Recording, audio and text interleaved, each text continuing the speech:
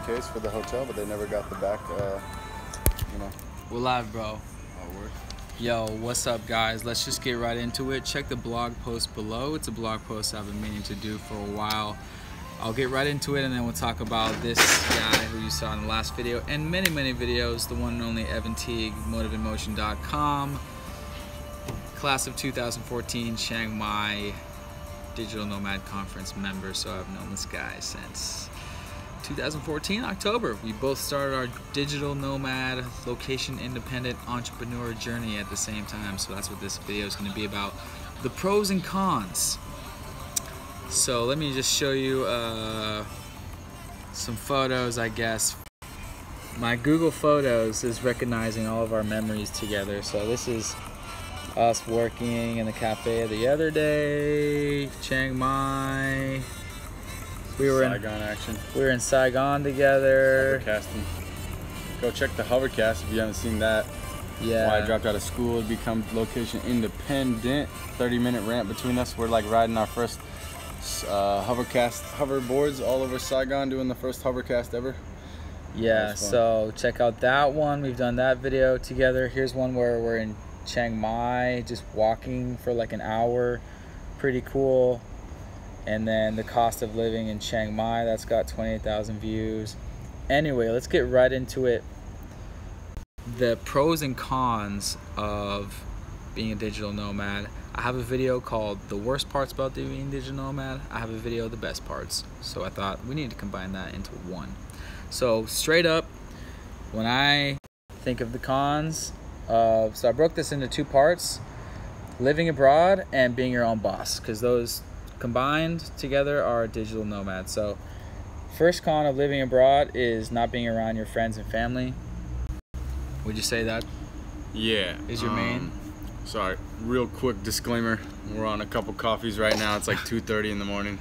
Super tired. I got a huge flight coming up, like basically 24 hours next, so apologize if I'm not on point like your usual, but yeah, he rolled through, and literally I wanted to show you guys mainly because this is what digital nomad life looks like. Yeah. It's 2 in the morning, it's 2:37 a.m. and I am just sitting right there. There's my backpack. We came out here to do the video and that's what it looks like. Grinding on your laptop. This is the reality of it that nobody shows you. But, yeah, so I wanted to do the live stream now before he left to do this video, pros and cons. Yeah, but definitely I would say that's one of the biggest cons, is because like we were talking a little bit before the video was shot or started. We were just saying, like, you're never in your comfort zone. Actually, you're literally always out of it. So if you're always out of your own home country, you're always out of that comfort that you know and that you can call home with your friends and family. So you can't really just go home at a snap of a button. You have to take a huge trip if you're this far away. So that's a huge con, because you can't just hug your mom or your dad, or like, dap up your friends or something and give them a hug. Just hey, let's vibe in person. You can't do that, but you can set up Skypes and stuff, and it's not the same. So that's definitely a big con. But I mean, it's part of the life. So yeah, that's true. Yeah, I also have no coziness of your home. Yeah. And I also have down there time zone change. When you're communicating with people back home, there can be a time zone change. So you're either communicating with your family when it's early in the morning for us, or when it's late at night. For clients, for customers, like dealing with customer service. If you don't have people for that yet, then it's gonna be super uncomfortable for you. And also with clients, like scheduling everything against if you don't have a certain time, because people have commitments in their life as well. Back home in the U.S. or wherever you're from, maybe UK. It's always going to be a different time zone, so yeah, it's going to be scheduling different type of things for them, and figuring that out on a weekly basis, or however often you communicate with your people. So yeah, then again, that if you from America and you're living in South America, that's not an issue. So that's depends who you are, where you are. I also have down just like the little language inconveniences and hassles, small stuff, but in general, if you're the type of person that likes to travel, you're probably a happy camper, as they say. You're probably not a big complainer, so it's probably not a big issue for you anyway. Part of the language inconveniences can be said that that's part of the fun, that's part of the experience. Especially this is like a 3-year, 4-year type of like mindset coming through. Like, I guess when you first start, it's really pretty annoying at first if you're not thinking about the other person and where they're coming from, because you got to recognize you're in other people's countries. So if they don't speak English, that's your fault. It's not their fault really, because it's your language, cool, but you're in their zone, their home, right? So if you're coming at them with the only language that you know, maybe it's only French, or most French people speak English as well, but let's say it's something kind of like I don't know, what's a language that like most people, maybe like, I don't know, Swiss, I don't know, most people speak English, it's universal language, like if most of the European countries, but some language, for instance, drawing a blank right now, I guess, that would be the only language, maybe like Lithuanian or something like that. If you're only speaking that and you come at that country, you got to recognize you're in their home, and you got to either learn a little bit of the local language or just play Pictionary with the people that you get through contact, because it just is what it is. You can't expect them to just be knowing your language, whether it's English or something more obscure. So it's kind of fun at first, but yeah, it can be kind of funny. That being said, we all do have smartphones that are infinite translators, so it's definitely not a problem. It's just small little inconveniences. But also Google is like different because it's not street slang, so it's like you might get the proper translation from the book, but then if you try to talk to that, and it's like also very context based, so it can get really confusing pretty fast. Yeah. Anyways, so yeah, those are cons. Some cons to living abroad. It took us longer to come up with the cons of living abroad. Obviously, we're still living abroad after 3+ years, so needless to say, take that how you will. And then I have in the middle here, in the middle section, like either way, these could be bad or good. Getting lost. Getting lost can be good because they say you need to get lost to find yourself. Being out of your comfort zone, that can actually be good. And minimalist lifestyle, as we say. Me and Evan, we were just talking about, like, I totally wasn't like into minimalism before I came out here. It just kind of happened by accident. I just logically wanted to pack less every time I traveled because it's just easier. So, and it became okay with having like one suitcase and one backpack as like basically everything. Yeah.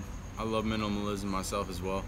I had like two suitcases and a backpack when I came out here first. And now I have like half of a suitcase and one backpack as well. I just keep, like you said, deleting stuff. And it's just, I like it. It feels easy. It makes you really happy when you just only need what you take what you need, and that's all you got. That's fine. You don't need a whole bunch of excess stuff, especially at this stage in our life. And it just makes you happy because it's simplicity at its finest. Yeah, I have a video on my minimalist digital nomad packing, and just like they say, it does make you strangely feel happy and free and light. Yeah. It's like, I love it. Really cool. So yeah, I guess we can just rant on some pros of living abroad. I think you guys probably know, and most of you, maybe a lot of you, have already traveled or done it yourself or trying to do that. So it can be more affordable, so you have more money to bootstrap into your startup. You have a longer runway for startup time. So just like us, we quit our jobs, saved up money, and went out to the DSL conference, Chiang Mai 2014. We had about 6 months of living expenses to live in float money, to live out there. Me, it was around 10 grand I saved up, so that gave us like 6 to 10 months of float time. So basically it can be more affordable if you're doing a startup type thing. My personal favorite is I never have to cook because you can eat affordable, delicious local meals. I have the exoticness, just the overall exotic feel, and I have a little palm tree emoji next there. I'm obsessed with emojis, as you guys know. Exoticness, just like having a palm tree behind me just makes you feel a little bit like you're on vacation. It just makes you feel good, as well as the exoticness of being in another country. And then Evan was also mentioning the networking opportunities, meeting interesting people, like-minded people, open-minded people that you may never have met. Yeah, the abundance mentality is huge. Like I was saying, there's like silent killers out here that are just crushing it, and they would never have a YouTube channel, a blog, or anything. They're not sharing anything publicly. They're just in a small corner in like Bangkok on Sukhumvit or something, or in like, whatever road on some random street in Saigon or something, just crushing it with their team and just silently getting money and really doing well and learning a lot. And they would share their value if you network with them and you get in close in their circle, but otherwise you'll never ever find them. And so I think that, I mean, you can find other people, of course, but I think that those type of people, they have the abundance mentality. They'll just share all the wisdom and the value, whatever, because they're just raking it in. Like, why would they need to hoard it? It's not really like where we're from in the U.S. At least I found people to be more open and less closed off about where they're getting traffic or where they're doing, you know, what they're selling online or trying to things like that. It's just open with free information and value, and I think that it's really hard to find those people if they don't have anything out for free content, because they don't have any motive to teach other people or to like bring any courses that they have no. Some people just like Kai, like has zero desire to do any of that. You know, I think you interviewed Kai on the channel a while back. Yeah. He doesn't want to be teaching people. He knows exactly how to do it. He could crush it. He's got the phone sales skills. He's a businessman through and through. He's doing very, very well for himself, but he's not out there putting himself publicly out there and all that, and he has no reason to want to build a brand around it. So but he helped me. He helped me personally. So much, as I say, he literally, we're doing this live stream because of Kai. He put me on to Amazon FBA, and by putting us on, we put a lot of people on Amazon FBA in Chiang Mai at the time. Totally. Truth be told, and it was just this freaking Amazon FBA wave in early 2015. Anyway, getting sidetracked there, but no, literally what Evan just said about meeting crushers, just silent killers. Just 30 minutes ago, Evan was down a few blocks here in Bangkok, meeting with a team of guys that we know, and they are running 7-figure online marketing businesses.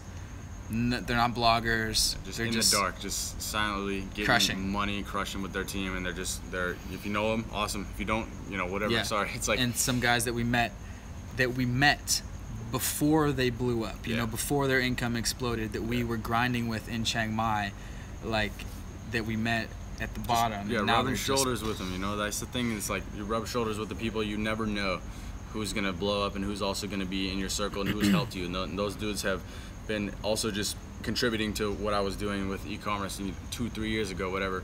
And I can say without a doubt, I mean, I even paid thanks today again, after all these years, to just say again, thank you so much for all that you did in the past, because like without you, I wouldn't have been driving down my first store and being able to tear it down and build it up from the bottom up with a very 30,000 foot high view up from a mentor, and those type of people who've been able to help me up on my own journey, and then therefore we've been able to pay it forward with other people as well. Without that, we wouldn't be where we are. We wouldn't be on the path that we're going. So just really appreciative of that. But yeah, like you said, you'd never be in contact with those people on public unless you're networking with them, and that's the beauty of it. Yeah, it's like I have open-minded people, because just by the fact that both of us entrepreneurs are in Bangkok, that's just right there. You have something in common. Mm-hmm. Right there, you're both open-minded, because you're doing something unconventional. You're living in another country, and not even entrepreneurs, even a random expat that you meet somewhere, you instantly have something in common. Rapport. You're both out of your comfort zone at the same time. You're in the same boat. You're both in the same boat because you're both in Bangkok randomly. It's like, so, but your life path is crossed. You know, it's a beautiful thing. It's crazy because we're both, you know, seeking out another path, and they've crossed on some outskirt path, whatever you want to say.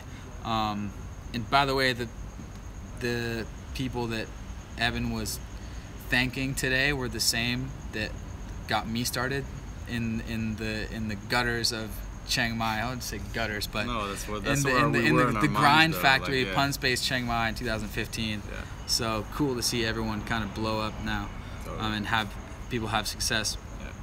Yeah. Okay, let's move on to, that was kind of the live abroad section. Let's move on to just straight up pros and cons of being your own boss / freelance, location independent entrepreneur, having your own online business.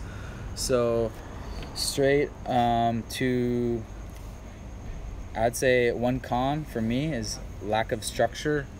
Like, as opposed to having a conventional 9-to-5, you know what you're doing. You know what someone else gives you the task to do for the day. I'm getting a lot better at this because I actually me and Parker, my business, we created our own shared calendar system where we're scheduling and logging things to do, but a little bit lack of structure for sure. Any freelancer might say that. And cons, no proven path to follow the pieces together for everything. Did you put that in there? Yeah, I was saying that because like there's no, like, I guess as you elevate in business models, like the way we started, at least drop shipping, FBA, private labeling, different levels of difficulty, and then you go on to like, you know, building your brand, marketing yourself, making funnels.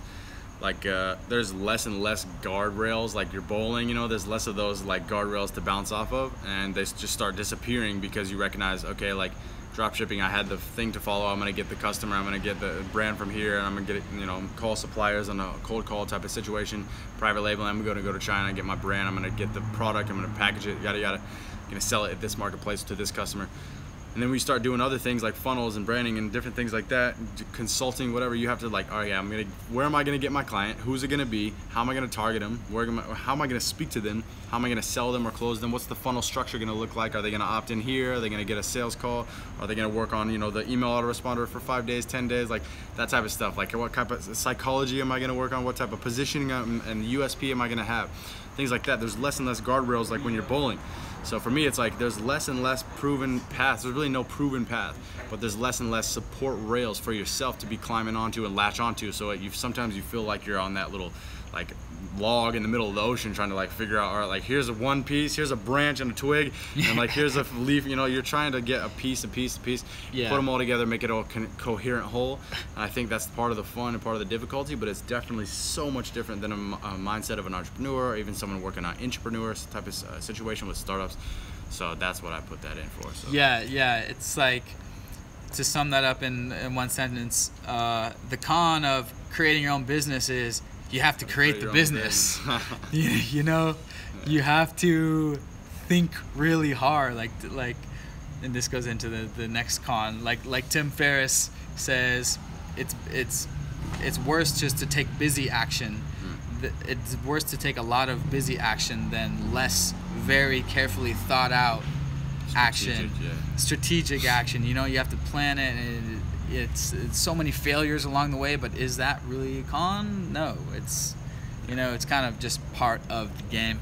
And into my next bullet point con, when you're sleeping all the time, it's just so annoying. When you're sleeping, I'm always waking up, hey, Tools of Titans, 4-hour work, digital nomad, location independent. Evan was joking about that, how like the obsession, like how a digital nomad, like as we're writing this, I'm writing location independent entrepreneur. All over and over again and again, drilling the same tools, same terms, learning the same stuff, trying to like throw it all up. Self-development, personal development, business, all this stuff. It's like opposite one's PPC. It's coming in, yeah. Just getting the same conversion rate type of routine. Battery real quick. Anyways, it can be kind of you can seem kind of obsessed. It can become kind of an obsession, and that can be kind of, I have stress / and or obsession. Shopify, Amazon, optimized, 4-hour work week, Tools of Titans. It's like, I don't know. You guys get it. And I have in the middle, either way, uncertainty of success. Is that good or bad? That can be good because, like I said, you need to get lost to find yourself, to find your way. It can weigh on you a lot, but it can also give you like a propeller from behind to really get where you need to go.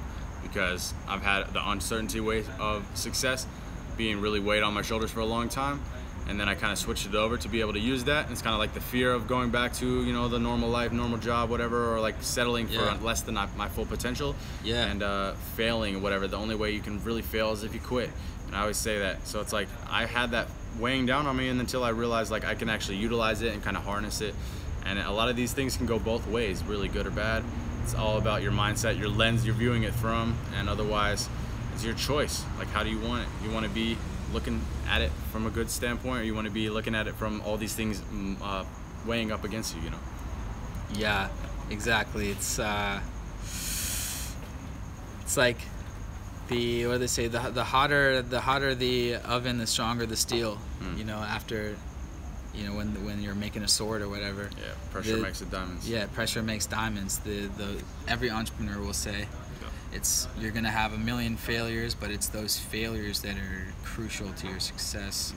And at the end of the day, if you're watching this and you have an entrepreneur mindset, like, you already get it. I just kind of had to put out this video. I thought it would be useful, pros and cons of digital nomad lifestyle. Yeah, plus last time we saw each other was like over 6 months ago. We were riding dirt bikes or whatever in top of the mountain in Chiang Mai and stuff. So we're like, could be another 6 months, could be another year. I just caught up with some friends from they just came back to Bangkok, and it's like 2 years, dude. 2 years didn't see them, so you never know what's gonna happen. So we break down the cost of Chiang Mai living. I mean, in a nutshell, you can live in Chiang Mai for $1,000 a month and live good, have nightlife, eating out, gym, motorbike. That was basically it. In Bangkok, I'll just rant this off because people are asking me this now. Bangkok is, you can live for less than that, but I would say at least plan on at least double if you're gonna take your same Chiang Mai lifestyle down here, live in a similar area. 2,000. Right now we're doing about like 2,500, you know, including going out pretty much once a weekend.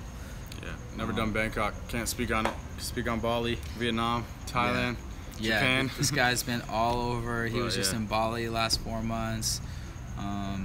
It also depends. There's always a range, so don't get scared about it. You know, you don't have to do 2,500 or whatever.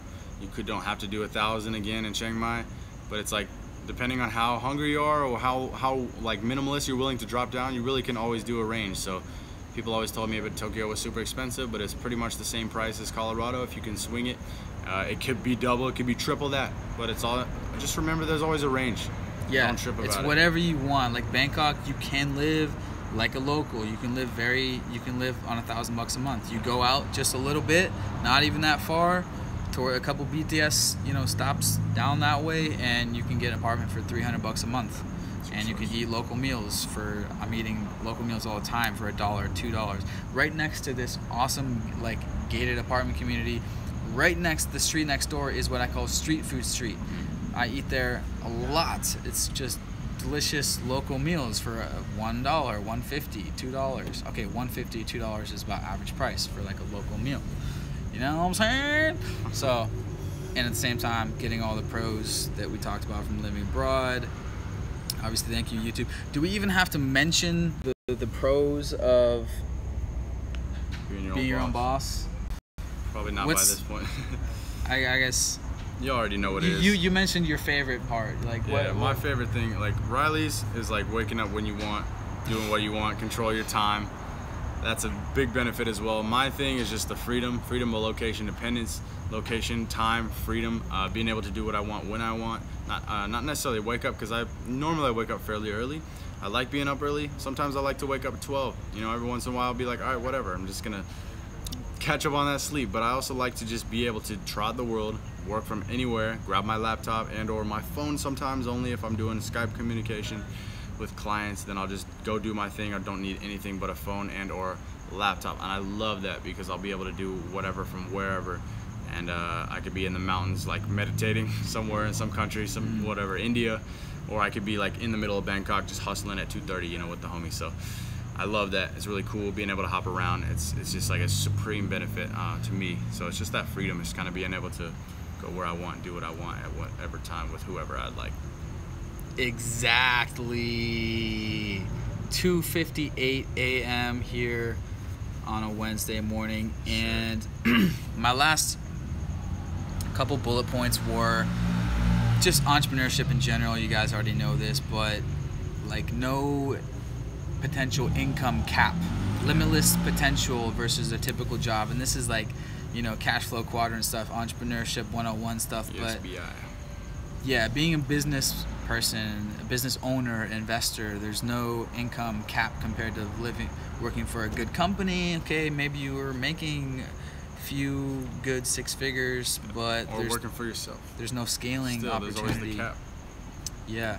With certain business models online, there's no cap. So yeah, there's no limit to the top you could earn, obviously, and then that obviously translates into whatever you can invest. So it's like you take all the money that you like, build it into some investment portfolio, whether it's stocks or bonds or crypto or real estate. You're taking that money and using it really well for whatever you like, and there's no cap on the other business models as well. So when you can take your online money, go to the offline world as well. But when you're a self-employed person, when you have your own business and you're kind of running it like you're being run by it, or you're employed, there's always the cap, and it's really hard to make. You could make a nice income, even sometimes seven figures, like in Wall Street, being an employee technically. But I mean, dude, there's still a cap. So if you really want to live that lifestyle that's gonna like change your life, then you got to work for something sustainable, I think, on the long term. So why not start in this realm, you know? invest. Basically becoming a big business owner investor on the right side of the cash flow quadrant versus the left side. You have employee and specialist. Cash flow quadrant. Pick that up. You probably already did. That's why you're watching this channel. The last bullet point I have, being able to potentially live your life to the fullest by outsourcing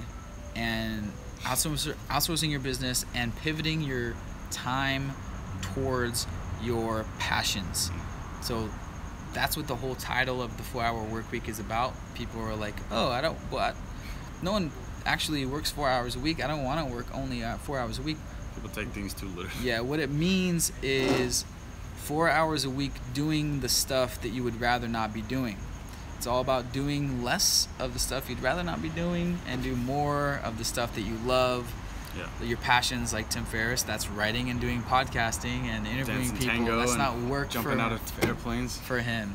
Yeah. You know what I'm saying? So, I mean, the whole goal is to be able to, what's the point of life? Live life to the fullest before you die and become the best version of yourself. Yeah. We were talking about that before. It was just thinking about, all right, some people want to make a couple grand a month and be able to live the life they want so they can do their passion only full time. So they have an automated machine doing whatever. Some people want to make 200 grand a month and they want to make a nice sales team and they want to outsource everything, but they also want to bring other things in-house, and then they want to build themselves out of the business, and then they want to sell it, whatever. They have an exit plan. People are all over the map with this stuff and they're doing certain things. Some things are just the muses. So whatever you want to do with your lifestyle, dude, it's like your life. I don't think that like the person who wants to make 5 grand and kind of chill and do their own thing and follow their passion of like painting is any worse off than someone who's like wanting to make $1 million a month and crush e-commerce and learn the Ezra Firestone types of life. I don't think there's anyone being better than the other. It's just literally one is one and the other one is different, and you can do whatever you want with your life because it's your life. So whatever, if you're happy doing your thing with $1 grand, 5 grand, 100 grand, whatever, like that's you, and you could do whatever. So this is like really opening up a lot of potential for people, and I think this is the way that it's going to be going in the next 10 years. It's going to be almost all of this, like people are doing their own thing with wherever they want to work and whatever they want to do. So it's amazing with these two things, the phone that's in my hand and a laptop. Like mobile. Oh my gosh, like today I was talking with someone in China, like on a phone. It's done all over the internet, obviously. Phone, laptop, you have a business. It's just absolutely amazing. So thought I'd put this little video out there. Check out the other videos. Check out Evan's channel. Like there's a homie, Chiang Mai homie, he was like, yo, Evan, yeah, he was spitting truth. This is his comment, but it's true. It's like, yo, Evan, the videos that you put out are mind-blowing. Like the stuff that you're talking about is like so high level. He's got like principles of ultimate strategy, crazy warrior strategy, copywriting tactics. This one we're going deep into the Sun Tzu's Art of War. We're talking about Art of War and then East versus West strategy, and like for instance, like why Vietnam beat America in the war. Chess versus Go, different board games, and how people like permeate their thought in the East versus permeating their thoughts in the West, and the philosophies that come along with that as well. Getting deep on copywriting, like old stool psychology, psychographics, sapiens, like where we came from 200,000 years ago, our evolutionary pressures. Trying to put all that into these ideas and be able to understand why people are, able to buy things online and doing their thing, so you can use that and use it in your business. So just trying to put it all out there for you guys. Wow, yeah, this guy reads books, and Rupe says, thanks for sharing your wisdom, by the way. That's what he says. Thanks for commenting. Leave your comments and questions after this video is posted, because your live chats will be gone. Sorry, we didn't have time to read the comments because we were so focused, so I hid the comments. Anyways, let's go look them over real quick. What's up? Oh yeah, by the way, see you guys in Chiang Mai for the Nomad Summit, January 20th, 2018. What's up, Napster? Where are you guys coming from? Well, too late. Someone says, when are you going to Amsterdam again? Hello from India. What's up? Love the videos. Yo, mad peace. Yo, guys, what's up? How do you manage social life? Yeah, that's a good point. Finding good close friends, being an expat can take some time. So that I'll add that to the cons list. Thank you. Anyways, if you guys come to Bangkok, whatever, check my Bangkok guide on my blog, all that good stuff. Thank you guys for watching, and I will see you on the flip side. Comments below, subscribe, see ya, and all that good stuff. 4-hour work week. 做事才ends. 80-20. 80-20. Tim Ferriss. Ciao.